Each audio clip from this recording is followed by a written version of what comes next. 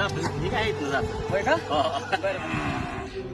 काय चाललंय गुरुजी मग काय नाही बघा बापू हा. तुमच्या आशीर्वादाने एकदम चांगलं चाललंय अरे वा केडगाव मध्ये 4-5 एकर जमीन घेतली मी अरे वा हा बघा आणि दौंड मध्ये बी 3 गुंठ जागा घेतली बघा मस्त मोठा बंगला बांधलाय तिथे अरे हा आणि बापू पाडव्याला आपली फॉर्च्युनर येते बरं का हा, बघ बाबा हा. बरं हा.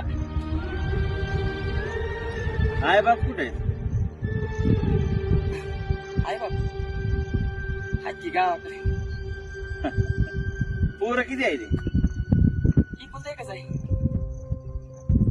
बरं आहे आभाळ